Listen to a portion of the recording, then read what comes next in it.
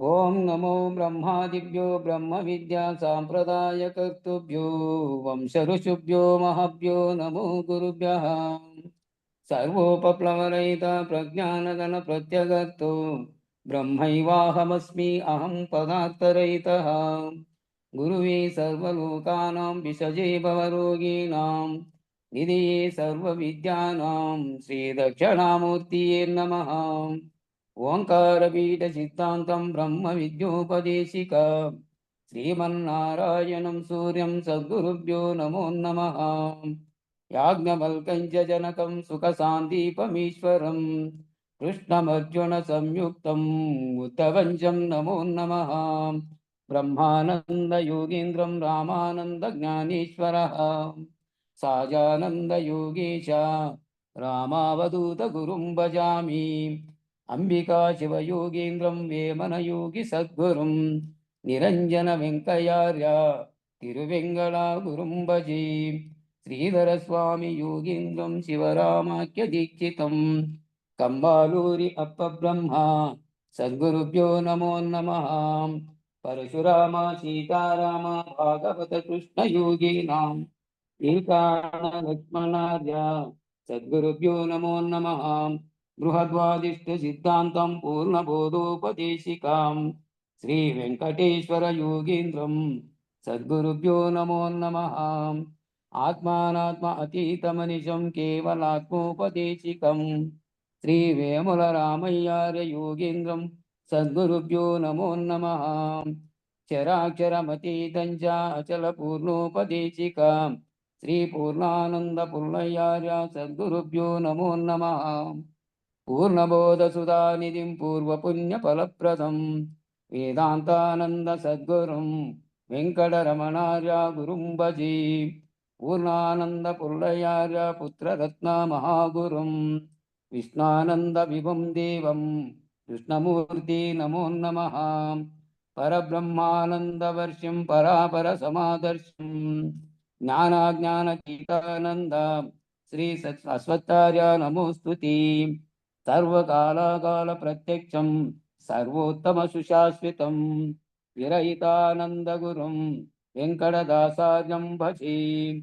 अस्मद्गुरुसमारम्भं कृष्णसान्दीपमाध्यमम् ओङ्कारपीठपर्यन्तं वन्दे गुरुपरम्परम्।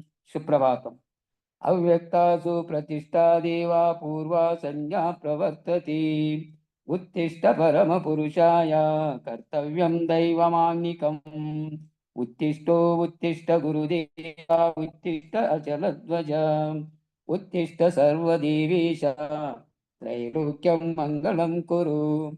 मातः समस्तजगतां महद्रूपान्तरस्थितां हिरण्यगर्भमनोहर दिव्यमूर्ति श्रीनिजगुरु श्रितजन प्रियदानशीली श्रीमद्गुरेश दयिते तव सुप्रभातम्।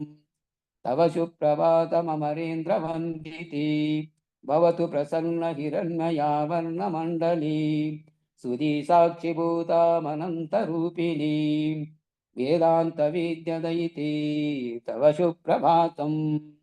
अत्रादिसप्त ऋषिया समुपांश सन्ध्याम् आकाशतत्त्वमावर्णरहिता अखिलान्तरस्तां ब्रह्मैव रूपत्वमेव परमार्थतत्त्वं श्रीभागवत कृष्ण भूमप्रभो तव सुप्रभातम्।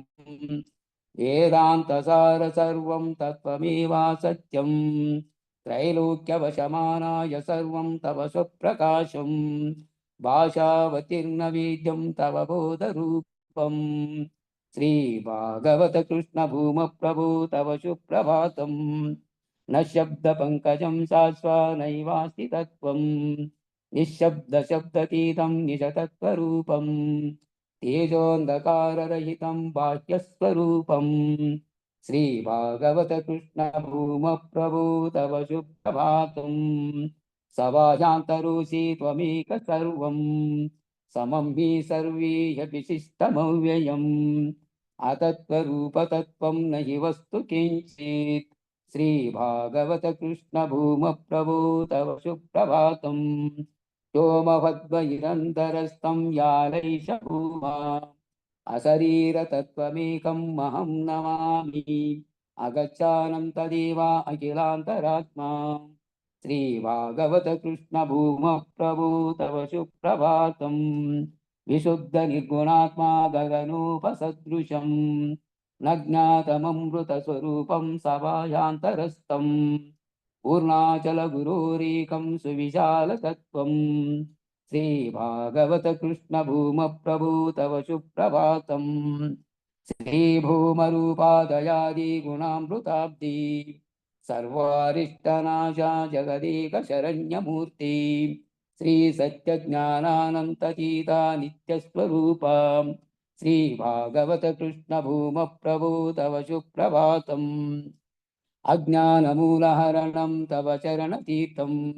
गुरुपादस्थानतीर्थं गुणरूपरहितं त्वं विना न किञ्चिदातीरम् अविनाशतत्त्वं श्रीभागवत कृष्ण भूम प्रभु तव सुप्रभातम् इत्थं स्वप्नामीशतत्त्वं शुद्धे सुषुप्ताभिच परिपूर्णतत्त्वम् एषातसमयी स्मृतिरहितभाजां प्रज्ञानतीतपरमाम् अप्नोति सत्यं श्रीभागवत कृष्ण भूम प्रभु तव सुप्रभातम् इत्थं वृषाचलपतेरिह सुप्रभातम् ये मानवा प्रतिदिनं पठितुं प्रवृत्तः तेषां प्रभातसमये स्मृतिरहितभाजां प्रज्ञां परार्थसुलभां परमां प्रसूति श्रीभागवत कृष्ण भूम प्रभु तव सुप्रभातम् श्रीपूर्णानन्दपुर्णयार्य तव सुप्रभातम् श्रीवेदान्तानन्द वेङ्कटरमणार्य तव सुप्रभातम्। जय सद्गुरु प्रभु महाराज को जय।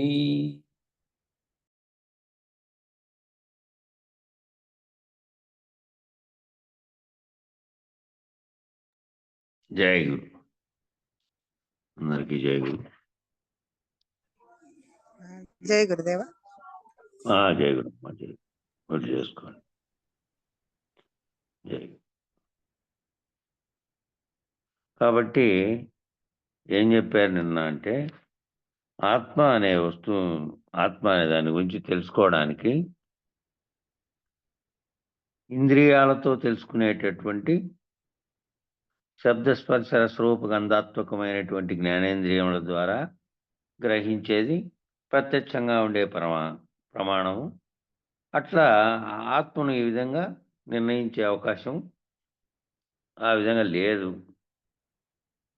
కాబట్టి ప్రత్యక్ష ప్రమాణముగా ఆత్మను నిరూపించలేము. అంటే ఎలాగండి? ఆత్మ కదలదు మొదటి లక్షణం అన్నారనుకో, ఆత్మ కదలదు. రాయి కదలదు. మరి కదలని భూమండలంలో ఏమి తెలుసు అంటే రాళ్ళు కదలవు, కొండలు కదలవు. ఆత్మ కొండవలే ఉంటుంది అన్నామనుకోండి, అది తప్పు అవుతుంది. ఆత్మ అన్నింటినీ కదిలించగలదు అన్నాం. ఆత్మ అన్నింటినీ కూడా. అయ్యో, నారాయణ సంబాబు ఫోన్ చేస్తున్నాడు.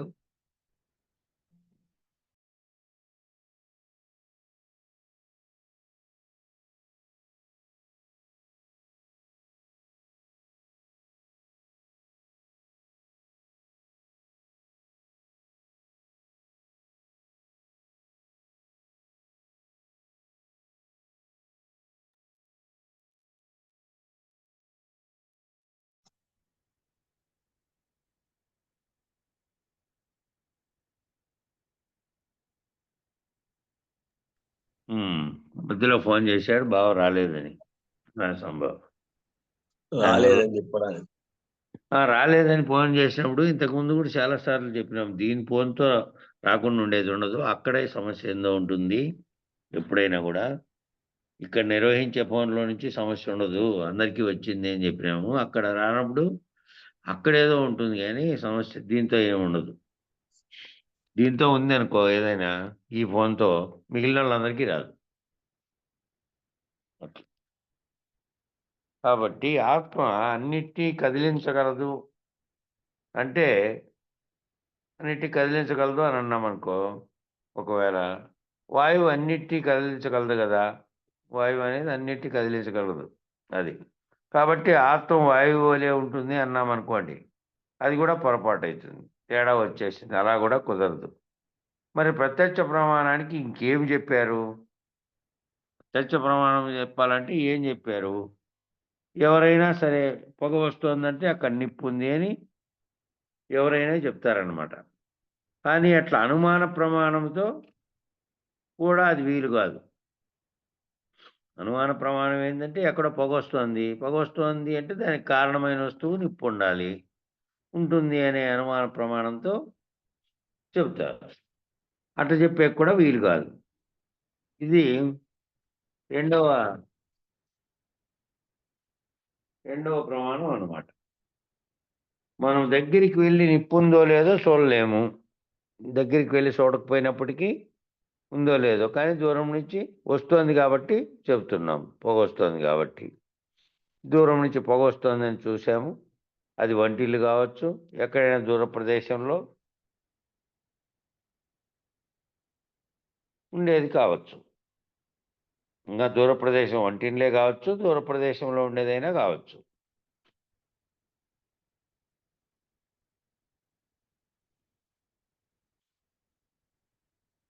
తద్వారా నీవేమి తెలుసుకున్నావు అని అంటే, వాసన చేత అక్కడ వంట జరుగుతోందని, వంట జరగాలంటే నిప్పుందని వెళ్ళి చూడకపోయినప్పటికీ కూడా ఊహించావు. పొగ ఒకటి వస్తోంది, మళ్ళీ వాసన కూడా ఒకటి వస్తుంది, కాబట్టి వంట జరుగుతూ ఉంటుంది, వంట చేస్తూ ఉన్నందువల్ల వస్తుండొచ్చు వాసన అని అటుకి పోయి చూడకపోయినప్పటికీ కూడా ఊహించావు. ఇదేమిటిది అంటే అనుమాన ప్రమాణము. అనుమాన ప్రమాణంతో కూడా దీనిని మనం నిర్ణయించలేము. ఇక రెండు ప్రమాణాలకి సంబంధించినటువంటి ఉపమానాలని ఇక్కడ వేశారన్నమాట. నలుగురు గుడ్డివారు ఏనుగు దగ్గరికి వెళ్ళారు. 4 వైపుల నుంచి ఏనుగుని తెలుసుకోవడానికి. ఒక ఆయన తొండాన్ని పట్టుకున్నాడు, ఒక ఆయన ఆ పట్టుకొని ఏమన్నాడు, ఏనుగంటే మెత్తగా ఉంటుంది అన్నాడు. ఇంకొక ఆయన తోకను పట్టుకున్నాడు, ఏనుగంటే కుచ్చులాగా ఉంటుంది అన్నాడు. ఒక ఆయన కాళ్ళు పట్టుకున్నాడు, ఏనుగంటే స్తంభంలాగా ఉంటుంది అన్నాడు. ఒక ఆయన ప్రయత్నించి ఏనుగు మీదకి ఎక్కాడు, ఏనుగంటే ఎత్తుగా ఉంటుంది అన్నాడు. అప్పుడు ఏమైంది, 4 లక్షణాలు ఏనుగు యొక్క పరిపూర్ణ జ్ఞానాన్ని మనకి ఇవ్వడం లేదు. కొంత ఇస్తున్నాయి, కానీ ఆ ఏనుగంటే ఏనుగులో ఉండే ఒక్కొక్క లక్షణము, ఏనుగంటే పరిపూర్ణ లక్షణం ఏమిటి, మొత్తం ఏనుగును దర్శింపగలిగేటటువంటిది మొత్తంది, కానీ మొత్తం జ్ఞానం మనకి ఇవ్వడం లేదు. ఈ రకంగా ఆత్మ వస్తువు గురించి శాస్త్రజ్ఞాన పద్ధతిగా, తర్క పద్ధతిగా 2 పద్ధతులు ఉన్నాయన్నమాట. 2 పద్ధతులు ఉన్నాయట. ఈ రకంగా ఆత్మ వస్తువు గురించి శాస్త్రజ్ఞాన పద్ధతిగా, తర్క పద్ధతిగా 2 పద్ధతులు ఉన్నాయట. శాస్త్రం ఎప్పుడూ నిన్ను తర్కానికి సంబంధించిన జ్ఞానాన్ని ప్రేరేపిస్తుంది. శాస్త్రం ఎప్పుడు ఏం చేస్తుంది అంటే, శాస్త్రం చెప్పిన దాంట్లో ఎట్లా, ఏ విధంగా కరెక్ట్ అది అని ప్రశ్న ఉదయిస్తుంది మళ్ళా నీలో. కాబట్టి అది ఏం చేస్తుంది అంటే, అది కరెక్ట్ అయి ఉండొచ్చా కాదా అని తర్కాన్ని ప్రేరేపిస్తుంది నీలో. ఆ జ్ఞానం అది ప్రేరేపించిన దాన్ని నువ్వు తెలుసుకున్నావంటే నీకు జ్ఞానం వస్తుంది. అంతవరకు దాని మీద ఉండే అపోహ, లేకపోతే ఏదైనా దాని మీద సందిగ్ధం ఉంటే అది తీరిపోతుంది. అట్లా జ్ఞానాన్ని ప్రేరేపిస్తుంది అది. ఏది శాస్త్రానికి సంబంధించినటువంటి తర్కం నిన్ను తర్కానికి సంబంధించిన జ్ఞానాన్ని ప్రేరేపిస్తుంది. ఆ ప్రేరణ వల్ల నీలో బుద్ధి వికాసం పూర్తి అవుతుంది. ఆ ప్రేరణ జరిగినందువల్ల ఏం జరిగింది అంటే, ఏదైతే నీలో సందిగ్ధం ఉందో అది పోయింది. అది పోయి దాని పట్ల ఉండేటువంటి అనుమాన ప్రమాణంగా ఉండేది కాస్త నిజంగా నీకు తెలిసి పూర్తి బుద్ధి వికాసం పూర్తి అయింది. ఇంకా ఆ అంశానికి సంబంధించి ఆ తర్కం వల్ల నిరూపించబడింది కాబట్టి బుద్ధి వికాసం పూర్తి అవుతుంది. ఇది శాస్త్ర ప్రయోజనం అంటే. శాస్త్రంలో ఏదైనా ప్రయోజనం అంటే ఓ శాస్త్రంలో ఒకటి చెప్పారు, ఆ శాస్త్రంలో చెప్పింది ఈ విధంగా నిజము అని చెప్పబడిందంటే అంతవరకు ఉండే సందేహం అంతా మళ్ళా నిరూపణ గనక తర్కంగా తర్కం చేసి నిరూపించారు. ఇంతకుముందు తర్కం చేసి నిరూపించేవాళ్ళు. ఇప్పుడైతే సైన్స్‌లో ఏదైతే అంతకుముందు అనుమాన ప్రమాణంగా ఉందో దాని మీద పరిశోధన చేసి వెల్లడిస్తన్నారిప్పుడు. అట్లా అప్పుడేం చేసేవాళ్ళంటే దాని మీద తర్కాన్ని చేసి దానికి వ్యతిరేక అనుకూల భావాలన్నిటిని చేసుకున్న తర్వాత నిర్ణయించేవాళ్ళు. కాబట్టి అట్లా నిర్ణయించినప్పుడు నీ బుద్ధి వికాసాన్ని పూర్తి చేసుకుంది. తార్కికమైనటువంటి పద్ధతిలో అసలు ఈ తర్కానికి సంబంధించినటువంటిది ఒక సూత్రం ఉంది. ఈ తార్కికమైన పద్ధతి అంటే తర్కించే పద్ధతి. ఈ తర్కానికి ఒక సూత్రం ఉందట, సంబంధించినటువంటి సూత్రం. ఏమిటంటే తర్కానికి నిలబడినది జ్ఞానము కాదు. తర్కానికి నిలబడకుండా ఉంటే జ్ఞానం కాదు. లాజికల్ ఈక్వేషన్ అనేది ఇంగ్లీష్‌లో అంటారు. తర్కానికి నిలబడితేనే జ్ఞానం. ఏదైనా తర్కము మొట్టమొదట ఎప్పుడో శతాబ్దాల కిందట ఊహించి భూమి తిరుగుతోంది, భూమి తిరిగినందువల్లనే రాత్రింబవళ్ళు ఏర్పడుతున్నాయి, సూర్యుడు తిరగట్లేదు అని మొదట ప్రతిపాదించారు. ప్రతిపాదిస్తే ఆ రోజుల్లో శాస్త్రజ్ఞానంగా నిరూపించడానికి ఈ వస్తువులు చూపించేటివి ఇవన్నీ ఏంటివి లేవు కదా. అది చెప్పినప్పటికీ కొంతమంది నమ్మారు, కొంతమంది నమ్మలే. అప్పట్లో కొన్ని మతాల వాళ్ళు కూడా నమ్మలే. కొన్ని మాత్రమే కొంతమంది నమ్మారు. భారతీయ తత్వశాస్త్రవేత్తలే అప్పటికి సైన్స్ లేకపోయినప్పటికీ ఈ మన ఋషులే ముందు కనుక్కున్నారు తిరుగుతోంది అనేది. మళ్ళా తర్వాత అనేక మంది తర్కం చేశారు, లాస్ట్‌కు నిరూపించబడింది. ఇప్పుడు గగనంలోకి పోయి తిరుగుతున్న దాన్ని దృశ్యం కూడా చూడొచ్చు, రాకెట్లే పోయి. తర్వాత ఈ పరికరాలు కనిపెట్టిన తర్వాత నిరూపించబడింది అనుకో. ఇప్పుడు నేను ఒప్పుకోను అనేవాడు ఉండడు.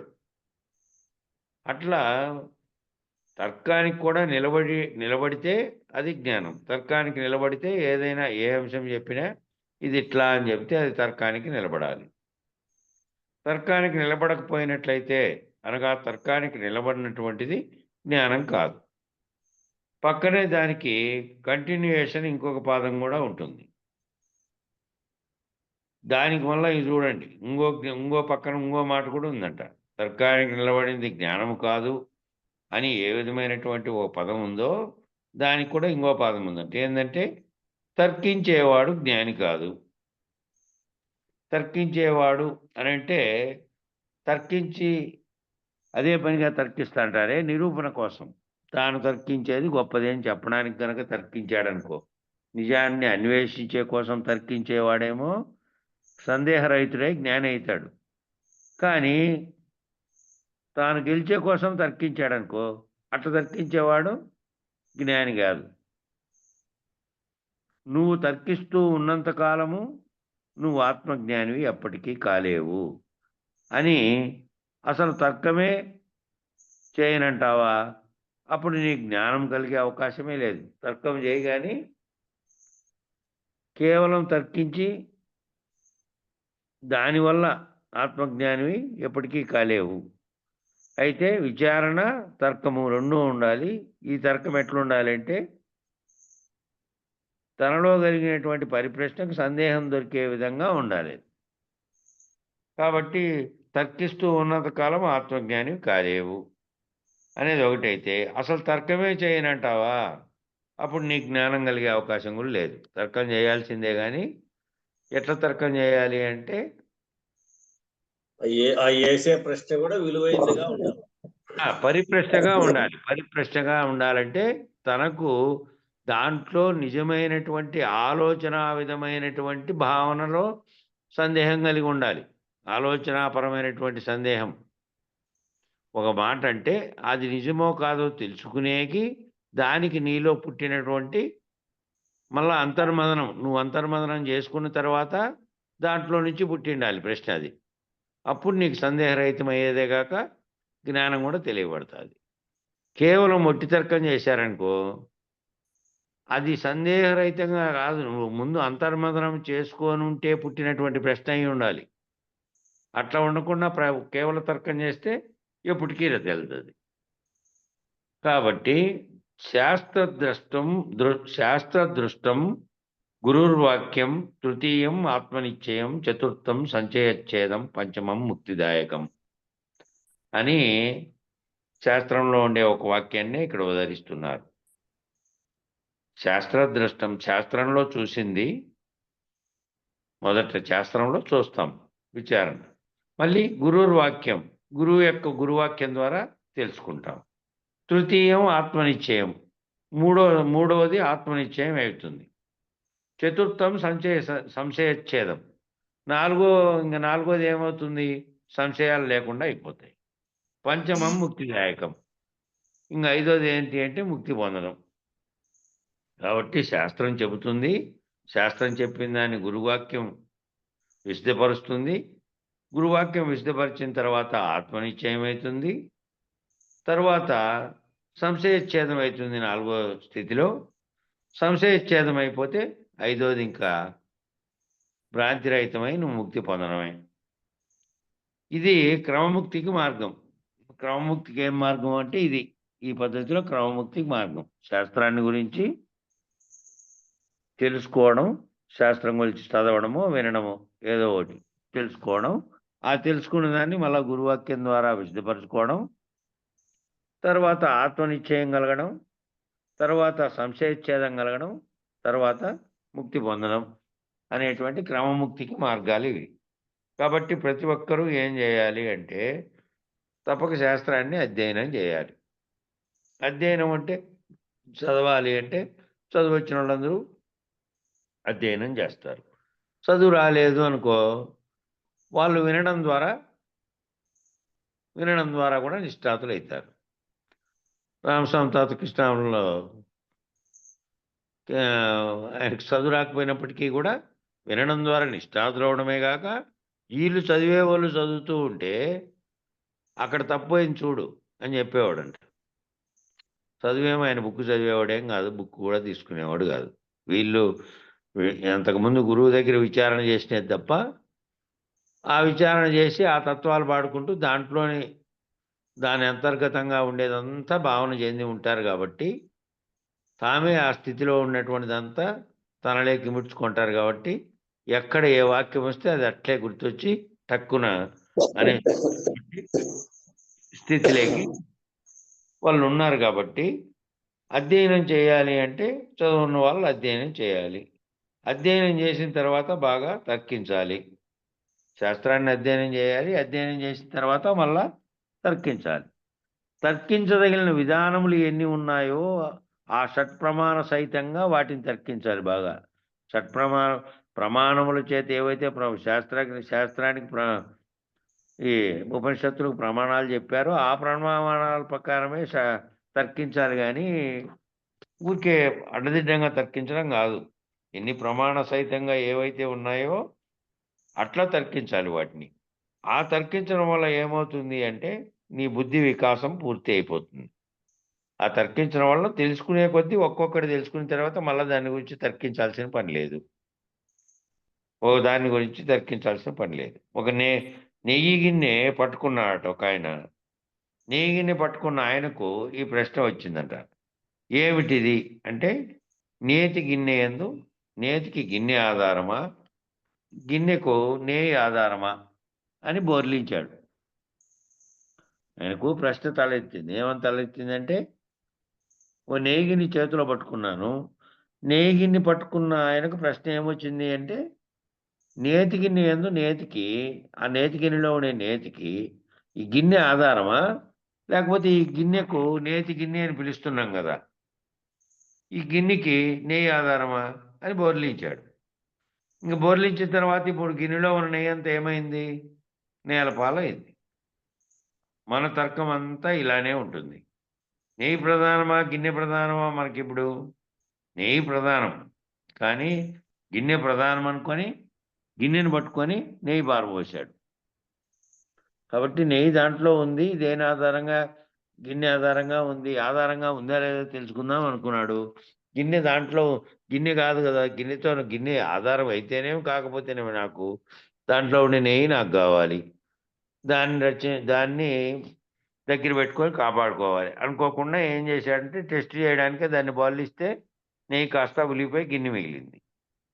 కాబట్టి గిన్నె కాదు ప్రధానం. ఇట్లా ఏది ప్రధానమో ఏది అప్రధానమో తెలియాలి ముందు. దాని మీద తర్కం పుట్టేటప్పుడు. కాబట్టి ఏది ప్రధానము ఏది ప్రధానం కాదో తెలియాలి. అంటే తప్పక అది తెలియాలి అంటే తప్పక తర్కాన్నేమో ఆశ్రయించాల్సిందే గాని ఏది ప్రధానమైంది అనేది కూడా తెలియాలి. అంటే ఈ విచారణలో కొన్ని విమర్శలున్నాయి. విచారణలో కూడా కొన్ని విమర్శలున్నాయి.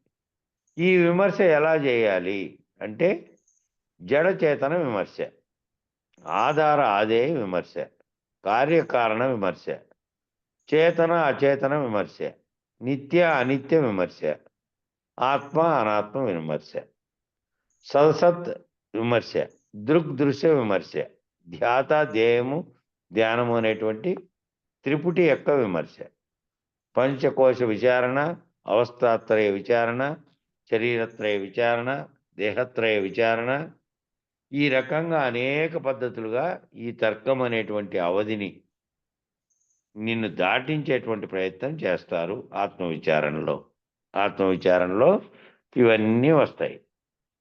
ఇవన్నీ ఈ చెప్పినవన్నీ ఆధారము, జడము ఏది, చైతన్యం ఏది అనే విమర్శ, ఆధారం ఏది, ఆధేయం అనేది ఏంటి అనే విమర్శ, కార్యం ఏది, దానికి కారణం ఏది అనే విమర్శ, ఏది చేతనంగా ఉంది ఏది అచేతనంగా ఉంది అనే విమర్శ, ఏది నిత్యంగా ఉంది ఏది అనిత్యంగా ఉంది అనే విమర్శ, ఏది ఆత్మ ఏది అనాత్మ అనే విమర్శ, ఏది సత్తు ఏది సత్సత్ అంటే సత్తు చిత్తు, ఏది సత్సత్ అనే విమర్శ, ఏది దృగ్దృశ్య విమర్శ, ఏది దృక్కు ఏది దృశ్యము అనే విమర్శ, ఏది ధ్యాత ఏది ధ్యేయము ధ్యానము. ధ్యానించేవాడు ఒకడు ఉంటే ఆ ధ్యానించేవాని యొక్క ధ్యానము మళ్ళీ దేన్ని ధ్యేయంగా పెట్టుకొని ధ్యానిస్తున్నాడో అది ఆ మూడు త్రిపుటి, ఆ త్రిపుటి యొక్క విమర్శ. ఇక మళ్ళీ పంచకోశ విచారణ, శరీరంలో పంచకోశాలుగా ఉండేటువంటి పంచకోశ విచారణ, అవస్థాత్రయ విచారణ, మూడు అవస్థలను గురించినటువంటి విచారణ.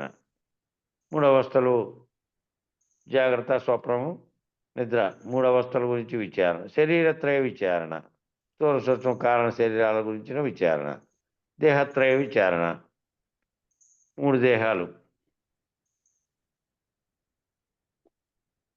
దేహి దేహము, శరీరత్రయమన్నే దేహత్రయమన్నే ఒకటిలే. ఈ రకంగా అనేక పద్ధతులుగా ఈ తర్కము అనేటువంటి అవధిని నిన్ను దాటించేటటువంటి ప్రయత్నం చేస్తారు ఆత్మవిచారణలో. ఇన్ని రకాలైనటువంటి విమర్శలను అనుసరించి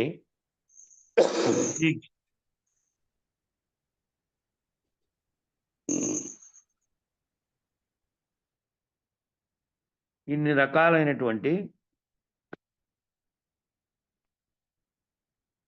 విమర్శలను అనుసరించి నీకు సాధికారత కలిగేటట్టుగా చేస్తారు. ఇన్ని రకాలైనటువంటి విమర్శలు ఎందుకు చేశారు అంటే ఒక్కొక్క అంశం దృఢపడుతూ పోయిన తర్వాత ఇక నీకు దాంట్లో సందిగ్ధత అనేది పోయి నీకు దృఢపడేటట్టు చేయడానికే ఇన్ని రకాలైనటువంటి విమర్శలను ఎందుకు పెట్టారంటే సాధికారత కలగాలి, ఆ అంశంలో సాధికారత కలిగేటట్టుగా చేస్తారు.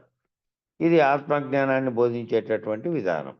ఆత్మజ్ఞానాన్ని బోధించాలంటే ఇట్లా క్రమానుగతంగా ఈ పైన చెప్పినటువంటి కాటి నుంచి రావాలి. ఏది జడము ఏది చేతనం అనే కాటి నుంచి ఇన్ని రకాలైన పంచకోశ విచారణ దాకా మళ్ళా పంచీకరణ దాని వరకు రావాలి.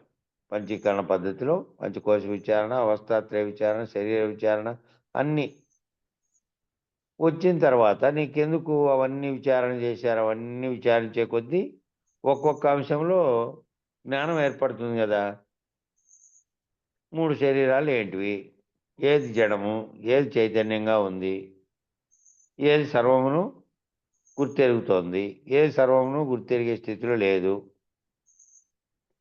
ఇట్లా విచారణ రీత్యా నువ్వు ఏది చెప్పినా దానిని ఒక విమర్శ రీత్యా దాన్ని నిరూపించడమో ఖండించడమో నిరసించడమో చేస్తాడనమాట. ఏ విచారణ జరిగినా కూడా జ్ఞానాన్ని బోధించే విధానంలో నీకు చెప్పినటువంటిది ఏదైనా సరే నువ్వు ఏది చెప్పినా దాన్ని ఒక విమర్శ రీత్యా దాన్ని నిరూపించడము ఒకటి, లేదు తప్పుగినైతే ఖండించడము, లేదు అది నిరసించడము చేస్తారు. తద్వారా ఏమవుతావు నువ్వంటే ఆ విమర్శలో బాగా బలవత్తరమైనటువంటి సామర్థ్యాన్ని, బుద్ధి బలాన్ని సాధిస్తావు. ఏ అంశం మీద మాట్లాడతారో ఆ అంశం మీద మాట్లాడి ఆ అంశాల్లో పూర్తిగా సామర్థ్యాన్ని, బుద్ధి బలాన్ని సాధించింటారు. ఇప్పుడు ఆ పేర్లు మన మామూలుగా బయట తీసుకునే వకీళ్ళని చూసారా? వకీళ్ళు మాట్లాడేవాళ్ళు క్రిమినల్ లాయర్ అని, సివిల్ లాయర్ అని, ఫ్యామిలీ లాయర్ అని, విడాకులకు సంబంధించినటువంటి ఇట్లా ఒక అంశాలకు ఒక లాయర్ ఎందుకుంటాడు అంటే ఒకే సబ్జెక్టు మీద వాదించి దాంట్లోని అన్ని రకాలైనటువంటి సూత్రాలని అవపోసన పట్టిన స్థితిలో ఉంటారు. కాబట్టి ఆ సబ్జెక్టుకు ఆ లాయరే సరిపోతాడు అనే పద్ధతిలో ఏ విధంగా అయితే ఉన్నారో అట్లా ఏదైనా సరే దాన్ని సామర్థ్యాన్ని ఆ విమర్శలో ఏమవుతుందంటే అందులో ఉండే బలవత్తరమైనటువంటి అంశాన్ని అంతా నువ్వు తెలుసుకోగలుగుతావు. తెలుసుకొని అంతకుముందు ఉండే సందిగ్ధాలన్నీ తొలగిపోయి దాంట్లో నీకు సామర్థ్యం వచ్చేటట్టుగా చేస్తారు. సాధికారత అంటే దాంట్లో నేను దీని విషయంలో నాకు సాధికారత ఉంది, నేను ఈ విషయం పూర్తిగా నాకు తెలుసు అనేటువంటి సాధికారత వచ్చే విధంగా అది నీకు సాధికారత కలిగేటట్టుగా అంటే నీకే విన్నవానికి కూడా ఆ విషయంలో రేపు అడిగినాడు అనుకో గురువు అంతా ఈ విధంగా తర్కించి చెప్పాం కదా, దీంట్లో నీకు సాధికారత కలదా అంటే చెప్పప్ప నువ్వు ఏది జడము, ఏది చైతన్యము, ఏది అని ఇవన్నీ చెప్పారు. అంతా అవగాహన అయినట్టు సాధికారత అంటే దాని మీద సబ్జెక్టు మీద ఆధిపత్యం వచ్చినట్టు. సాధికారత అంటే అది తెలియబడినట్టు. ఇది ఆత్మజ్ఞానాన్ని బోధించేటువంటి విధానం. నీకు ఎట్లా చెప్పాడయ్యా అంటే నువ్వు ఏది చెప్పినా దానిని ఒక విమర్శ రీత్యా దాన్ని నిరూపించడమో, ఖండించడమో, నిరసించడమో చేస్తావు అన్నమాట. తద్వారా నీకు దాంట్లో ఉండేటువంటి బలవత్తరమైనటువంటి సామర్థ్యాన్ని, బుద్ధి బలాన్ని నువ్వు సాధిస్తావు తెలుసుకున్న తర్వాత. కాబట్టి ఇవన్నీ మీరు అందరూ గుర్తుపెట్టుకోవాల్సినటువంటి విమర్శలు. మీరందరూ తప్పక ఈ విమర్శ చేసేటటువంటి అన్నింటిలోనూ ఈ పైన చెప్పినటువంటివన్నీ విమర్శ చేసేటప్పుడు ఈ విధానములన్నింటిలో పూర్ణ జ్ఞానాన్ని పొందాలి. దాంట్లో మీరు పూర్ణ జ్ఞానాన్ని పొందాలి. ముందు అది పూర్ణ జ్ఞానం దానిలో వస్తే ఇక సులభం అయిపోతుంది అనమాట. కాబట్టి ఏంది పూర్ణ జ్ఞానం ఏమిటవి దేంట్లో పొందాలి అంటే పంచకోశాల విచారణ. పంచకోశాలన్నింటినీ మనం సాంఖ్య విచారణ చేసినప్పుడు దాంట్లో నుంచి వచ్చినాయి. మళ్ళా అప్పటికప్పుడు అయితే మళ్ళీ మర్చిపోతుంటారు. మళ్ళీ మీరు పునశ్చరణ చేసుకుంటూ ఉంటే కనుక ఇక దాంట్లో అవన్నీ గుర్తుండిపోతాయి. దేహత్రయ విచారణ, శరీరత్రయ విచారణ, అవస్థాత్రయ విచారణ, జ్ఞాతృ జ్ఞేయ విచారణ, ధ్యాన ధ్యాతృ ధ్యేయ విచారణ, జడచేతన విచారణ, ఆధార ఆదేయమ విచారణ, నిత్యానిత్య వస్తు విచారణ, ఆత్మానాత్మ విచారణ, కార్యకారణ విచారణ, సద్విచారణ, దృగ్దృశ్య విచారణ, ఇలాంటి వాటన్నిటినీ పూర్తి చేయాలి. ఇవన్నింటినీ ఎప్పుడైతే నువ్వు పూర్తి చేస్తావో వీటన్నిటిలో నుండి వచ్చేటటువంటి అనుభవం ఏదైతే ఉందో ఆ అనుభవం నిన్ను ఆత్మసాక్షాత్కార జ్ఞానానికి దగ్గర చేస్తుంది. వీటన్నిటిని విచారిస్తే నిన్ను ఆత్మవిచార జ్ఞానం పొందేటువంటి ఆత్మసాక్షాత్కార జ్ఞానానికి దగ్గర చేస్తాయి. ఇవన్నీ కూడా మనం విచారించినాం. భద్రాద్రి రామశతకం మళ్ళా కూడా పెట్టారు కదా మధ్యలో రాత్రిపూట భద్రాద్రి రామశతకం మళ్ళీ మనము దీన్ని చదివినప్పుడు కూడా ఉదయం పూట సర్వవేదాంత శిరోభూషణం చదువుతూనే కూడా రాత్రిపూట భద్రాద్రి రామశతకం చదివారు. దాంట్లో ఇవన్నీ వచ్చినాయి. ఈ ద్వంద్వాలన్నీ, ఈ త్రిపుటులన్నీ, ఇవన్నీ కూడా అన్నింటి గురించి కూడా వచ్చింది దాంట్లో. దాంట్లో ఉచ్చారణ చేసినప్పుడు మళ్ళీ దాన్ని గుర్తుపెట్టుకుంటూ మళ్ళీ పునశ్చరణ చేసుకునేటట్టు ఉంటే అది మళ్ళీ మీకు తెలియబడి మీరు మళ్ళీ మళ్ళీ గుర్తొస్తానే ఒకసారి పంచకోశ విచారణ అంటానే ఈ కోశములు అంటే ఇవి ఉన్నాయి మన శరీరంలో ఉన్నటువంటి 5 కోశాలు ఉన్నాయి. ప్రాణమయ, మనోమయ, అన్నమయ, విజ్ఞానమయ, ఆనందమయ. అట్లా కోశాలు. ఆ కోశాలు ఏ కోశాలు ఏం చేస్తాయి ఈ విచారణ అంతా మనం చేసాం. కానీ మళ్ళీ మళ్ళీ మీరు దాన్ని అనుకోకుండా ఉంటే మర్చిపోయినట్టు అవుతుంది. అవన్నీ కనుక గుర్తులో పెట్టుకోవడం అంటే ఇక ఊరికే నోటికి నేర్చుకొని గుర్తులో కాకుండా మదిలో నిలిచిపోయినట్టుంటే కనుక ఇంకప్పుడు సులభం. ఒక్కోటి చెప్తానేటువంటి వింటానే తెలుసుకోగలిగేటువంటి స్థితి వస్తుంది. కాబట్టి ఇలాంటివన్నిటిని పూర్తి చేయాలి. ఇవన్నిటిని ఎప్పుడైతే నీవు పూర్తి చేస్తావో వీటన్నిటిలో నుండి వచ్చేటటువంటి అనుభవం ఏదైతే ఉందో ఆ అనుభవమే నిన్ను ఆత్మ సాక్షాత్కార జ్ఞానానికి దగ్గర చేస్తుంది. అది పొందేటటువంటి స్థితికి నిన్ను చేరుస్తుంది. ఆ పొందేటువంటి స్థితికి అదే చేరుస్తుంది నిన్ను. అందుకని వీటన్నిటిని బాగా నీ చేత అధ్యయనం చేయిస్తారన్నమాట. నీ చేత ఇవన్నిటిని బాగా అధ్యయనం ఎందుకు చేయిస్తారంటే నువ్వు సులభంగా ఆ స్థితిని పొందేటువంటి స్థితిని నువ్వే పొందుతావు ఇవన్నీ అధ్యయనం చేస్తే. సాంఖ్య విచారణలో ఉన్నటువంటి విశేషం ఇదే. సాంఖ్య విచారణలో ఇవన్నీ ఎందుకు విచారణ చేశారు అంటే ఏవేవి ఏ తీరులో అవి పనిచేస్తున్నాయి. శరీరము, ఆ శరీరంలో ఉండే శరీరాన్ని నడిపిస్తున్నటువంటి ఆత్మ ప్రకాశము ఒకటి వెష్టిగా ఉంది, సమిష్టిగా బ్రహ్మాండం అంతా ఉంది. ఆ బ్రహ్మాండం అంతా నడుస్తూ ఉంటే ఆ బ్రహ్మాండాన్ని నడిపించే సమిష్టికర్త ఉన్నారు. ఈ రెండిట్లో కూడా ఉన్నటువంటి చైతన్యమే అటు బ్రహ్మాండానికి ఉపయోగించినప్పుడు పరమాత్మగాను వ్యష్టికి ఆత్మగాను భావిస్తూ ఉన్నాం. ఈ రెండిట్లోనూ అది కావాలంటే దాంట్లో బ్రహ్మాండంలో ఉండే విషయాలన్నీను, పిండాండంలో ఉండే విషయాలన్నీ ఇవి. వీటన్నిటినీ డీటెయిల్గా తెలుసుకొని నువ్వు అధ్యయనం చేసి నీలో ఉన్నటువంటి అది దాంట్లో సందేహాలు ఏమైనా ఉంటే నిరంతరము అవి తీర్చుకొని ఎప్పుడైతే పూర్తి చేస్తావో వీటన్నిటి విచారణ ఎప్పుడైతే నువ్వు పూర్తి చేస్తావో అప్పుడు నిన్ను ఆత్మజ్ఞానానికి సాక్షాత్కార జ్ఞానానికి దగ్గరికి చెందుతుంది, ఆ పొందేటువంటి స్థితికి చేరుస్తుంది. కాబట్టి ఈ సాంఖ్య విచారణలో ఇవన్నీ చేయడం ద్వారా నీలో ఏవేవి దూరం అవ్వాలో, ఏవేవి నిరసించబడాలో, ఏ వాటిని నీవు అధిగమించాలో వాటన్నిటిని నీవు అధిగమించినటువంటి స్థితిలో నిలబడతావు అన్నమాట. సాంఖ్య విచారణలో ఏం జరుగుతుందంటే ఇవన్నీ నేర్చుకోవడం వల్ల నువ్వు ఏం చేయాలంటే నువ్వు ఏవేవి దూరం అవ్వాలో, నువ్వు ఏవేవి అనుకుంటున్నావు వాటిల్లో ఏమేమి దూరం కావాలి. నువ్వు శరీరంగా భావించిన ఇంతకాలం ఏమైనావు, ఇంతకాలం గురువాక్యం పొందకముందు, విచారణ జరపకముందు శరీరమే నేననేటటువంటి భావనలో ఉన్నావు. కాబట్టి అటు నుంచి ఈ విచారణ అంతా జరిగిన తర్వాత నేనంటే గుర్తెరిగే చైతన్యము, ఎరుక అనే దాని విషయం గురించి ఇది నీలో ఎట్లా పుట్టింది, సమిష్టిలో ఎట్లా పుట్టింది అనేది అంతా విచారణకు వస్తుంది. కాబట్టి అంతా విచారణకు వచ్చిన తర్వాత నీకేం చేస్తుంది, నీకు ఏవేవి దూరం అవ్వాలో, నీలో ఉండే లక్షణాల్లో ఏవి దూరం కావాలి, ఏవేవి నిరసింపబడాలి, నీలో కొన్ని ఉంటాయి ఆ లక్షణాలు, కొన్ని నిరసింపబడాలి.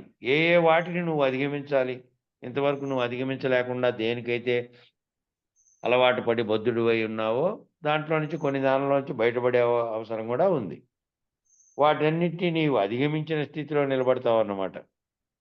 అప్పుడు ఈ ఆత్మజ్ఞానం ద్వారా నువ్వు తెలుసుకున్నటువంటి వివరణాత్మకంగా ఇవన్నీ పైనవి తెలుసుకుంటే నువ్వు అప్పుడు ఏమిగా ఉంటావు నువ్వు అంటే వాటన్నిటిని అధిగమించే స్థితిలో ఉంటావు. అవి మళ్ళీ నిన్ను ప్రలోభ పెట్టే స్థితిలో, నిన్ను ఆకర్షించే స్థితిలో కానీ నిన్ను మళ్ళీ పడదోసే స్థితిలో ఉండవు. అది తెలియకముందేమో దాని పట్ల ఆకర్షణతో దాని పట్ల తాదాత్మ్యం చెంది ఆ విషయ జ్ఞానం ఏదైతే విషయ జ్ఞానం కానీ లేదా ఇంద్రియ జ్ఞానం కానీ పొంది ఉన్నావో వాటి పట్ల ఆకర్షితులైనావు. కాబట్టి వాటి పట్ల స్పందించావు. అప్పుడు ఇప్పుడు ఏమైనావు, ఇప్పుడు అధిగమించావు. వాటిని తెలుసుకున్న తర్వాత నువ్వు అధిగమించావు.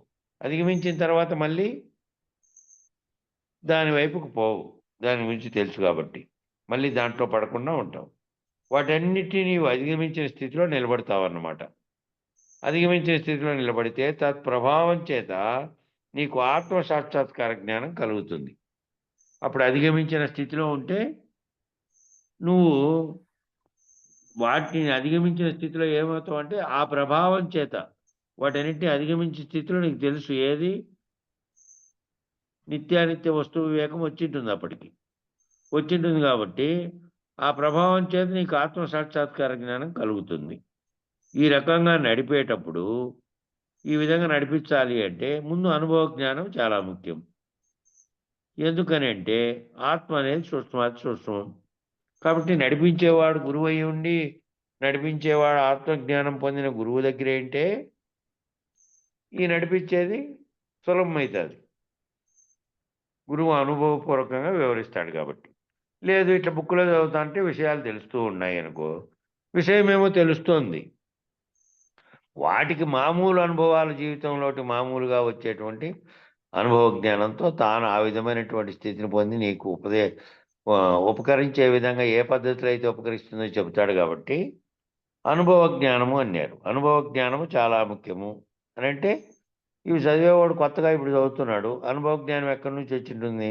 అనుభవ జ్ఞానం నీకు కావాలంటే అంతకుముందు అనుభవ జ్ఞానం పొందినటువంటి గురువు ఇదిగో ఇట్లా నాయన నువ్వు నీకు ఈ విధమైనటువంటి కళ ఈ విధంగా వచ్చింది, ఏ విధంగా వచ్చిందో తెలియదు, ఎట్లా వచ్చిందో కళలేస్తాను మేలుకుంటాను కళ లేకుండా పోయింది, నిద్రలో ఏమీ తెలియట్లేదు, వ్యవహారికంలో సర్వము తెలుస్తుంది, సర్వము తెలిసే వ్యవహారికంలో కూడా అప్పుడప్పుడు మరుపు వస్తుంది.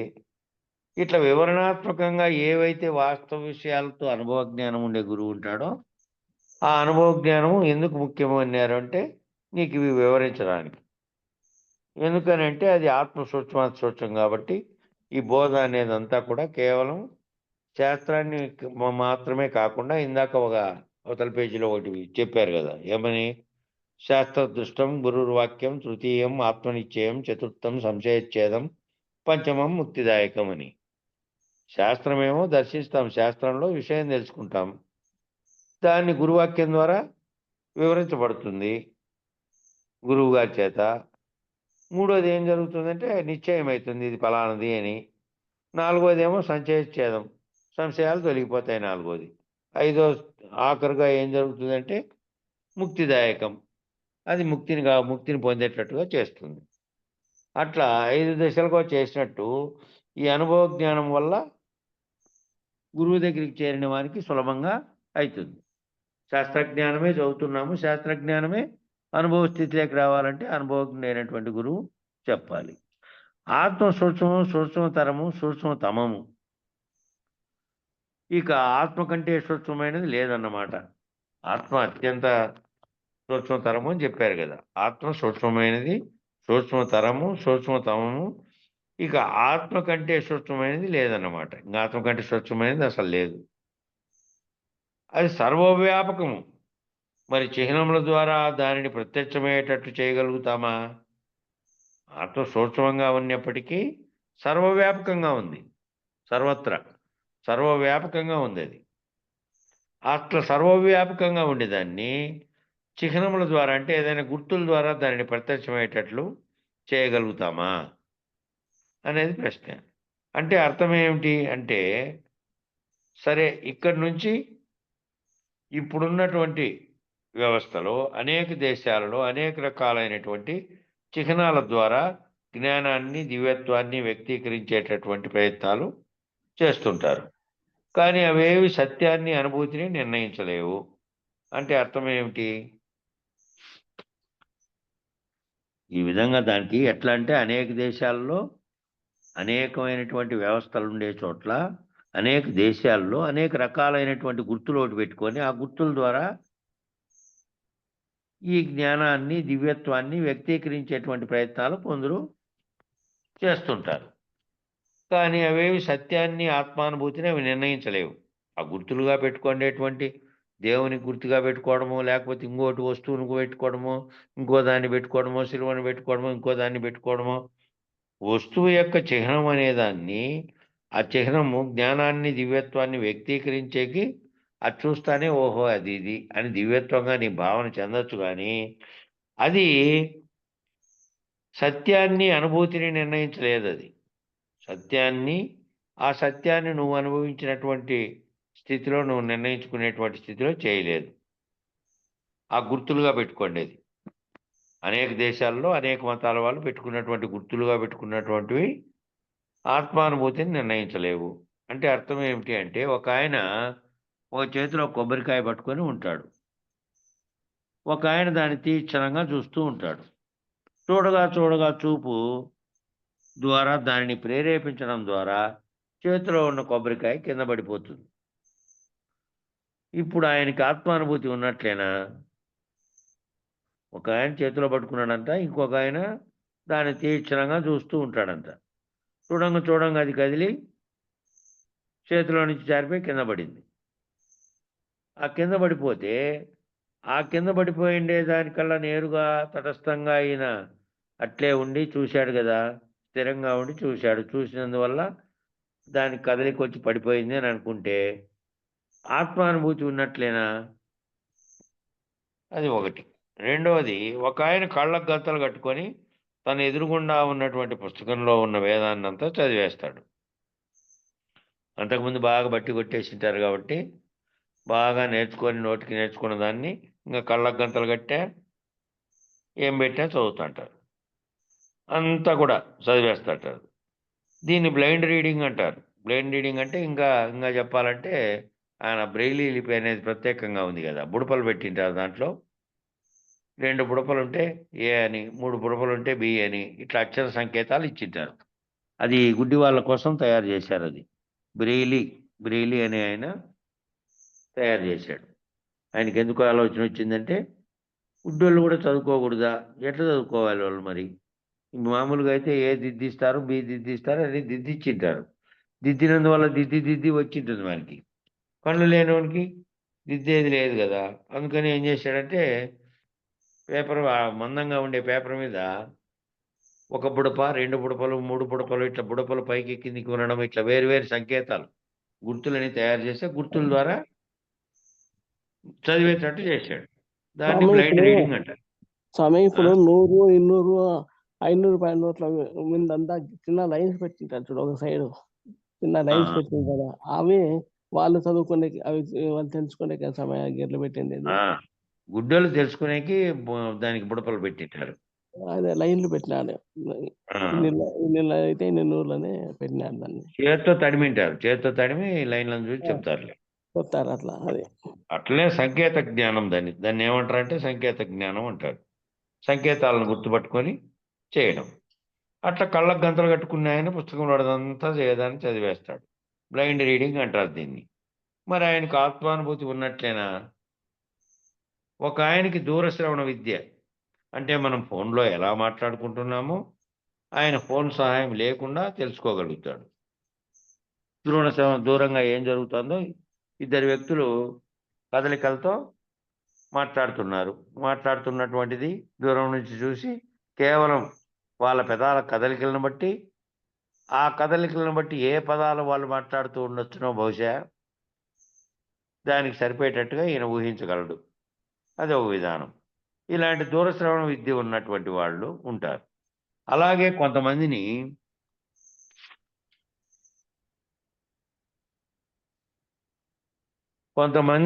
ఏదైనా ప్రశ్నిస్తే ఆ ప్రశ్నకు సమాధానం ఇస్తారు. ఇన్వోకింగ్ ఇంట్యూషన్ అంటారంటే దీన్ని. ఏదైనా ప్రశ్నిస్తే ఆ ప్రశ్నకు సమాధానం ఇచ్చేస్తారంట. వాళ్ళు ఆల్రెడీ నేర్చుకున్నదైనా ఇవ్వచ్చు, లేదంటే అప్పటికప్పుడు ఊహించి అయినా కూడా ఇవ్వచ్చు. ఈ ఇంట్యూషన్ ద్వారా చెప్పేటటువంటి విధానం ఒకటి ఉంది. ఇలాగే కొంతమందికి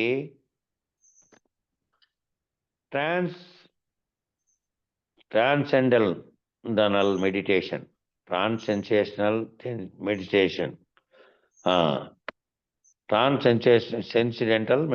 అంటారంట.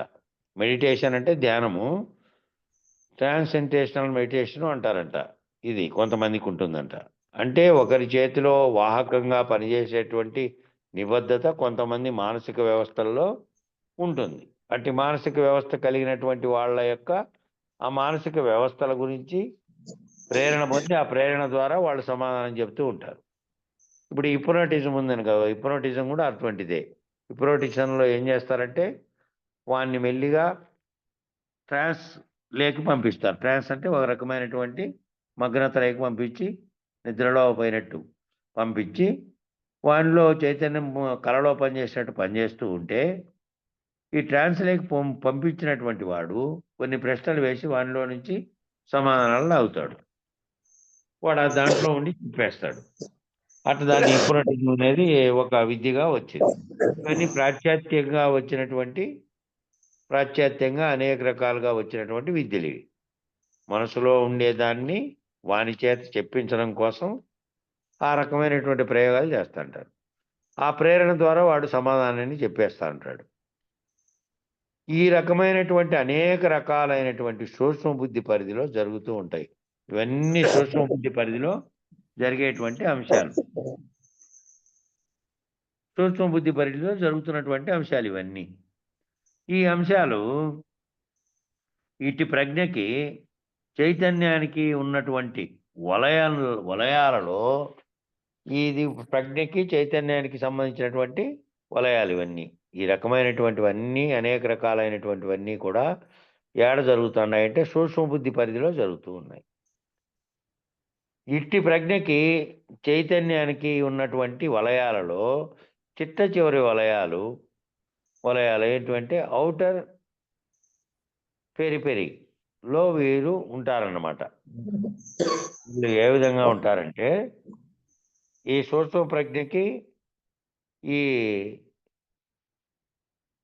చైతన్యానికి ఈ ప్రజ్ఞ వెలువలో ప్రజ్ఞ అంటే ఇవి సూక్ష్మంగా ఉండేటువంటి తెలివి దానికి చైతన్యానికి ఉన్నటువంటి వలయాల్లో చిట్ట చివరి వలయాలుగా వీరు ఉంటారనమాట. అంటే సూక్ష్మం అనగానే ఇలాంటివన్నీ మొదలైపోతాయి అన్నమాట. సూక్ష్మం అనగానే అనేక రకాలైనటువంటి శక్తులు, అనేక రకాలైనటువంటి స్థూలానికి అతీతమైనటువంటి శక్తులు. అతీతం అంటే స్థూలానికి అతీతం అన్నమాట. స్థూలానికి కాకుండా సూక్ష్మంగా ఉండేటువంటి దాంట్లో ఉండేటువంటి శక్తులు ఇవన్నీ. అంటే మన కళ్ళు, మన చెవులు, మన ముక్కు, మన స్పర్శ, మన నోరు, జ్ఞానేంద్రియాలు, కర్మేంద్రియాలు తెలుసుకోదగిన దాటికంటే అతీతమైంది ఇది. ఇవేమో వాసన వస్తే తెలుసుకుంటాయి, స్పర్శ కలిగితే తెలుసుకుంటాయి, శబ్దం వస్తే తెలుసుకుంటాయి, చూస్తే తెలుసుకుంటాయి కళ్ళు. నోరేమో నోట్లో ఏదైనా పెట్టుకుని రుచి తెలుసుకుంటుంది, అన్నీ తెలుసుకుంటాయి. ఇవన్నీ కూడా స్థూలంగా ఉండే ఈ శరీరానికి ఉండే దాంతో తెలుసుకుంటున్నవి. ఈ తెలుసుకుంటున్న దానికి అతీతంగా సూక్ష్మంగా ఉండి తెలుసుకునేటివి. అంటే ఇవన్నీ స్థూలానికి అతీతంగా ఉండి తెలుసుకునేటువంటివి. కర్మేంద్రియాలు తెలుసుకోగలిగిన దానికంటే కూడా అతీతమైనటువంటిది అవతలది. అలాంటిది ఏదైనా వచ్చినప్పుడు వాళ్ళు అవి చేయగలుగుతారు అనుకోండి. ఇంకా సైన్స్లో ఇంకా పురోభివృద్ధి జరిగి ఏం జరుగుతుంది ఇప్పుడు అంటే, ఇప్పుడు కొత్తగా ఒకటి కనిపెట్టారు కదా మిషను. వీడు సాక్ష్యం కనుక ఫస్ట్ ఒప్పుకొని మళ్ళీ కొన్నాళ్ళు పోయిన తర్వాత అసలు చెప్పకుండా కనుక మొండికి మొరాయించి వాడు బయటపడే కోసం చేశాడనుకో, ఏదైనా నేరం జరిగినప్పుడు వాడిని తీసుకువెళ్ళి ఆ మిషన్ ముందు కూర్చోబెడుతున్నారు. వానికి వైర్లని తీసుకొచ్చి తలకాయకి పెడతారు, ప్రశ్నలు అప్పుడు ఇస్తారు. అది ఎట్లా కనుక్కుంటున్నారు, ఎట్లా పనిచేస్తుంది అనేది అనుకుంటే లైట్ డిటెక్టర్ అంటారు. ఆ మిషన్ పేరు లైట్ డిటెక్టర్. ఆ లైట్ డిటెక్టర్తో ఎట్లా కనుక్కుంటారు, ఎట్లా అది వాడు అబద్ధం చెప్తున్నాడా నిజం చెప్తున్నాడా అనేది వాని మనసుకు సంబంధించినటువంటి సూక్ష్మమైన అంశం. కానీ వాడు అబద్ధం చెప్తున్నాడు, సూక్ష్మంగా నిజం చెప్పట్లేదు అనేది తెలుసుకోవడానికి ఆ మిషన్ ఏ సహాయం చేస్తుంది ఆ మిషన్ అంటే, ఈ వైర్లు తలకాయకిను శరీర కండరాలకి పెట్టింటారు. పేస్ట్ పూసి ఆ పేస్ట్లోకి ఇరికిచ్చి పెడతారు. పెట్టినప్పుడు ప్రశ్న వేస్తారు. వేసినప్పుడు ఏం జరుగుతుంది అంటే, స్వాభావికంగా జరిగినప్పుడు స్వాభావికంగా నిజంగా అందులో దాచుకోకుండా మామూలుగా మాట్లాడినప్పుడు లోపల మెదడులో జరిగే ప్రకంపనల తీరు వేరుగా ఉంటుందంట. ఒకదాన్ని దాచిపెట్టి అబద్ధం చెప్పడానికి ప్రయత్నించినప్పుడు మనసులో కలిగేటువంటి మెదడులో కలిగేటువంటి కదలికల యొక్క మార్పు అక్కడ చెబుతుందంట. అక్కడ దాని మీద గ్రాఫ్ మీద పడతా ఉంటుంది లైను. వీడు ఇక్కడ చెప్తా అంటాడు కానీ అక్కడ లైన్లు పడుతుంటాయి.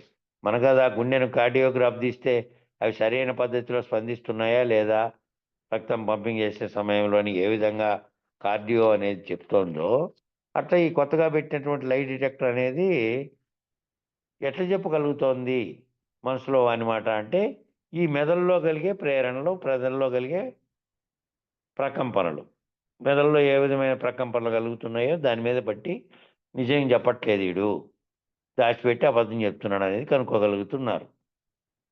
ఇదంతా కూడా దేనికి సంబంధించింది అంటే సూక్ష్మ జ్ఞానానికి సంబంధించినటువంటి ఇది మామూలుగా బయట తెలుసుకునేటువంటి కర్మేంద్రియాలు తెలుసుకునే దానికంటే అతీతమైంది, ఇది అవతలది. ఇది అలాంటిది ఏదైనా వచ్చినప్పుడు వాళ్ళు అవి చేయగలుగుతారనుకోండి, మరి వీటి ద్వారా ఆత్మ ఉన్నదని నిరూపించదగునా?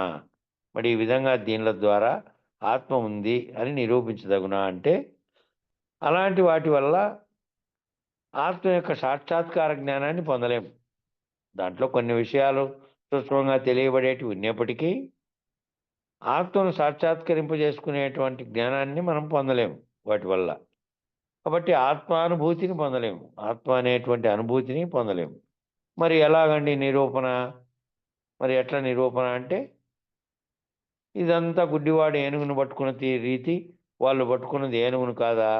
పట్టుకున్నారు, కానీ ఏనుగు లక్షణాలు కావా అంటే అవన్నీ కూడా ఒకానొక అంశీభూతాలే. అంటే ఏనుగును పట్టుకునేది నిజమే, ఏనుగునంతా తడిమిండేది నిజమే, అంతటినీ అన్ని భాగాలు ఒకటి కాలు, చెయ్యి, చర్మం, చెవు అన్నీ చూసినది నిజమే.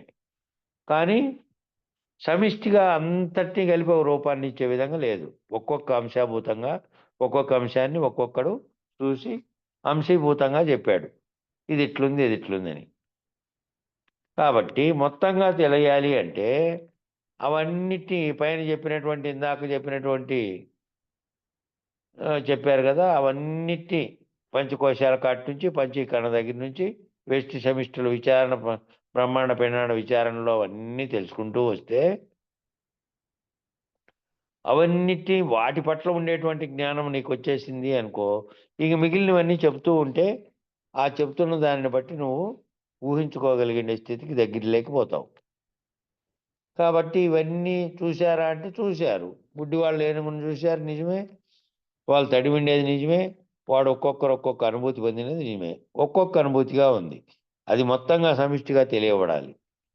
అట్లా ఆత్మ పెద్ద అగ్నిస్వరూపం అనుకోండి, ఆత్మ అనేది ఒక పెద్ద అగ్నిస్వరూపం అనుకోండి, సూర్యుడు వంటి అగ్నిస్వరూపం అనుకోండి.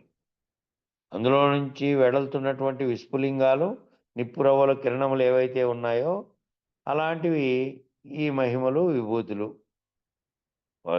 అగ్నిస్వరూపం అనుకోండి ఆత్మ అనేది. సూర్యుడు అనేటువంటి ఒక పెద్ద అగ్నిగోళం మండుతోంది, నిరంతరము మండుతోంది. అది మనకు రాత్రి ఉన్నప్పుడు ఇంకో చోట ఆ వైపు కనపడుతోంది, కనపడినా కూడా మండడం అనేది ఏమి ఆగలే, అది నిరంతరం మండుతున్న అగ్నిగోళం. అందులో నుంచి వెలువడుతున్నటువంటి విస్ఫులింగాలంటే నిప్పురవ్వలు. ఆ కిరణాలు ఏవైతే ఉన్నాయో వాటిలో నుంచి కిరణాలు పుట్టి, ఆ కిరణాలు ఏవైతే ఉన్నాయో అలాంటివి ఆ కిరణాల వంటివే ఈ మహిమలు, ఈ విభూతులన్నీ కూడా ఆ కిరణాల వంటివే. ఈ విభూతులన్నీ కూడా ఈశ్వర విభూతులే, ఇవన్నీ కూడా ఈశ్వర విభూతులే.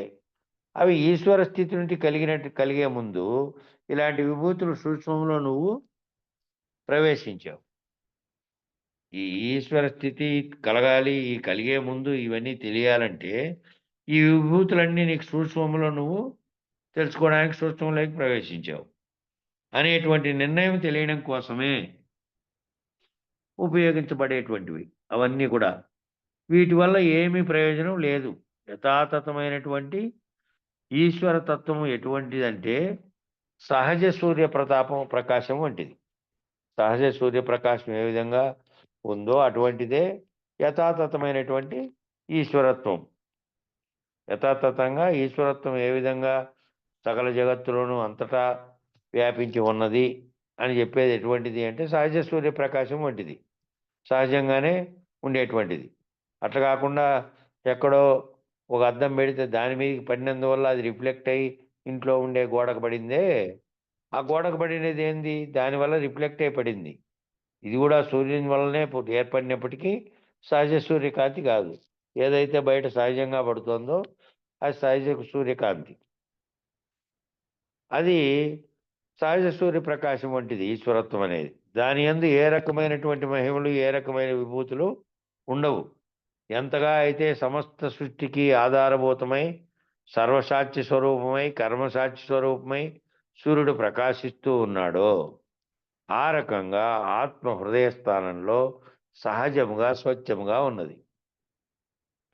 ఏ విధంగా అయితే సూర్యుడు సృష్టికి ఆధారభూతమై సమస్త సృష్టికి సృష్టిలో జరిగేటువంటి అన్ని చర్యలకు, మొక్కలు పెరగాలంటే, మొక్కలు ఉండాలంటే, అవి చచ్చిపోకుండా ఉండాలంటే దాంట్లో కిరణజన్య సంయోగ క్రియ సూర్యకిరణాల ద్వారా జరుగుతుంది. సూర్యకిరణాల ద్వారానే నీరు ఆవిరవుతుంది, మేఘాలు తయారవుతాయి, వర్షం పడుతుంది, దాంట్లో నుంచి గాలి ఉత్పత్తి అవుతుంది. ఈ సర్వమునకు ఆధారమైనటువంటి స్థితిలో ఉన్నాడు. సర్వసృష్టికి సర్వసాక్షి స్వరూపమై ఉన్నాడు. కర్మసాక్షి స్వరూపమై సూర్యుడు ప్రకాశిస్తూ ఉన్నాడు. ఈ రకంగా ఆత్మ హృదయస్థానంలో సహజంగా స్వచ్ఛంగా ఉన్నది. ఆ సూర్యుడు ఏ విధంగా ఏ రకమైనటువంటి స్థితిలో ఉన్నాడో, మధ్యలో ఏర్పడే అడ్డంకులన్నీ సూర్యుడు లేకుండా పోవడమో, తుఫాను వచ్చినప్పుడు మూసిపోవడమో, నలాలు కనపడకుండా పోవడమో, మేఘాలు రావడమో, అవన్నీ భూమి దీనికి అనుకూలంగా దీనిని అనుసరించి ఉండే వాటి కాడ ఉంది, పైన లేదు. పైన ఆకాశ స్థితిలో సూర్యుని దగ్గర ఏమీ లేవు. ఇవన్నీ కేవలం ఈ 10,000 మీటర్ల కాడ మాత్రం కాటి నుంచి కిందికే ఉన్నాయి. అంటే దీన్ని ఏమంటారు? వాతావరణ స్థితి ఎక్కడైతే ఉందో భూమి నుంచి 10,000 మీటర్ల వరకు, ఎక్కడ వరకు అయితే ఉందో అక్కడ వరకే ఉన్నాయి మేఘాలు కానీ, ఈ కింద కనబడేటివి కానీ, ఈ తుఫాన్లు ఏర్పడితే తిరిగేటివి కానీ, ఈ సర్వము అన్నీ ఇక్కడే ఉన్నాయి, అక్కడ లేవు ఏడ. కాబట్టి ఏ విధంగా ఓజోన్ పొర ఓజోన్ పొర మళ్ళీ వేరే, అది ఇక్కడ కాదు. అది ఓజోన్ పొర వేరే. ఓజోన్ లేయర్ అనేది వేరే. 4 ఉన్నాయి, 4 పొరలు ఉన్నాయి. 4వ పొర అది. ఓజోన్ లేయర్ అనేది 4వ పొర. కింద ఉండేటువంటి అట్మాస్ఫియర్, ఐనోస్ఫియర్, ఐసోస్ఫియర్ అనే పొరలు ఉన్నాయి. అవి చేరిపోయిన తర్వాత ఓజోన్ అనే పొర. ఓజోన్ పొర వరకు అంటే ఓజోన్ పొర వరకు కూడా వాయువులు పోయినాయి అనుకో, అక్కడ దెబ్బతినడం వల్లనే ఇప్పుడంతా తీవ్రమైనటువంటి ఇథియోపియా లాంటి దేశాల్లో, ఇథియోపియా ఉండే ప్రాంతంలో, చాలా బాగా అభివృద్ధి చెందినటువంటి దేశాలు ఉండే ప్రాంతాల్లో ఈ ఓజోన్ లేయర్ అనేది దెబ్బతింటోంది. ఎందుకంటే అక్కడి నుంచి పోయిన వాయువుల వల్ల. దానివల్ల అక్కడ మేఘాలు ఏర్పడట్లేదు, దానివల్ల అక్కడ వర్షాలు రావట్లేదు. 26 ఏళ్ళు అయింది ఇథియోపియాలో ఆఖరిసారి వర్షం గురించి. 26 ఏళ్ళు అయింది ఇథియోపియా అనే దేశంలో. అంటే 30 ఏళ్ళు అంతకంటే ఎక్కువ ఉండే యువకులకు మాత్రమే పైనుంచి వర్షం వస్తుంది అనేది తెలుసు, మిగతా వాళ్ళకి తెలియదు. కాబట్టి ఈ ఆధారభూతమై సర్వసాక్షి స్వరూపమై, కర్మసాక్షి స్వరూపమై సూర్యుడు ఏ విధంగా ప్రకాశిస్తూ ఉన్నాడో, ఆ రకంగా ఆత్మ హృదయ స్థానంలో సహజంగా స్వచ్ఛంగా ఉంది.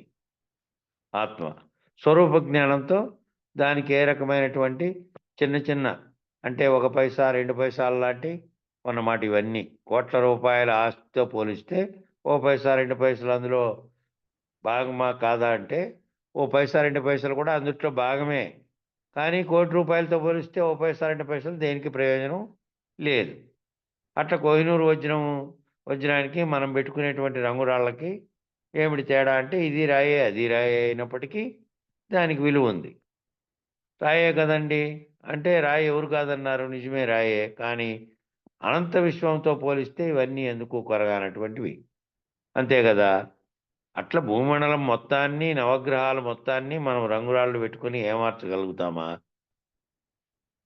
మూర్ఖత్వం. ఎట్లా అంటే, ఆ రాయి పెట్టుకుంటే నీకు గ్రహాలు అనుకూలంగా అవుతాయి అంటే, ఇంత పెద్దగా అయినటువంటి, ఇంత బ్రహ్మాండమైనటువంటి బ్రహ్మాండంలో ఉండేటువంటి భూమండలము, దాని చుట్టూ తిరుగుతున్నటువంటి నవగ్రహాలు, ఇవన్నీ మనము కేవలం నీకు ఫలానా అదృష్టం లేదు, ఫలానా రంగురాయి ఏలికి పెట్టుకో నీకు మారిపోతుంది అని అంటే, రంగురాలు పెట్టుకొని మనం ఏమార్చగలుగుతామా?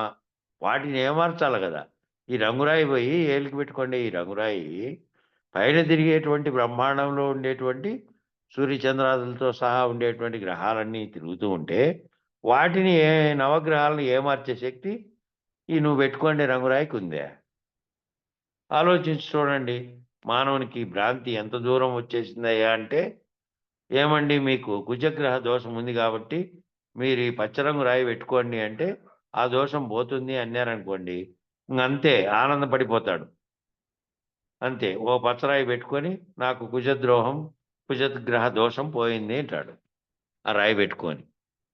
ఈ చేసిండే కర్మల ఫలితంగా ఉండేటువంటివి అది ఎవరు ఏ రాయితోనూ ఏమిటి పెట్టుకున్నా సరే, ఆ బంగారంలోకి పెట్టుకున్నా సరే, ఎన్ని అభిషేకాలు చేసినా సరే, ఎన్ని రకాలైనటువంటి గుండ్లు కొట్టించుకున్నా సరే, ఈ కర్మ ఫలితం అనేది ఉండేది ఏదైతే ఉందో దాన్ని అనుభవించక తప్పదు. కాబట్టి ఈ ఊరికే మారిపోయి ఇదంతా వస్తుంది ఇదంతా అనేటువంటి భ్రాంతులు చెందుతున్నాం.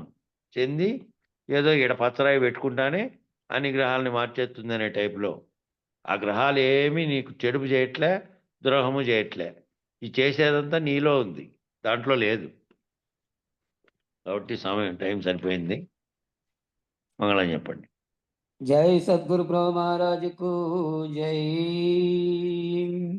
జయ జయ జయ మంగళం వనగా జయమే సదా అపజయము గురునకు లేని లేదుగా. జయ శుభాశయారతులు మన జయము కొరకే గాని గురునకు జయము జందగ జేయవే ఈ జన్మముల నా చేతగాగని. జయ జయ జయ మంగళం మనగా జయమే సదా అపజయము గురునకు లేని లేదుగా. మంగళం గురుదేవాయ మహనీయ గుణాత్మని సర్వలోక శరణ్యాయ సాధు రూపాయ మంగళం మంగళం మంగళం. జై శ్రీ వెంకటాంబ సమేత శ్రీ పూర్ణానంద పుల్లయార సద్గురు బ్రహ్మరాజుకు జై. జై శ్రీ వేదాంతానంద వెంకట రమణాజ సద్గురు బ్రహ్మరాజుకు జై. జై విష్ణానంద కృష్ణమూర్త్యార సద్గురు బ్రహ్మరాజుకు జై. జై జ్ఞానాజ్ఞానతీత సత్యార సద్గురు బ్రహ్మరాజుకు జై. జై విరహితానంద వెంకటదాచార్య సద్గురు బ్రహ్మరాజుకు జై. జై ఇందుగల గురు భక్త మండలీకు జై. సర్వే జనా సుఖినో భవంతు. సర్వం సద్గురు చరణారవిందార్పణమస్తు. ఓం శాంతి శాంతి శాంతి.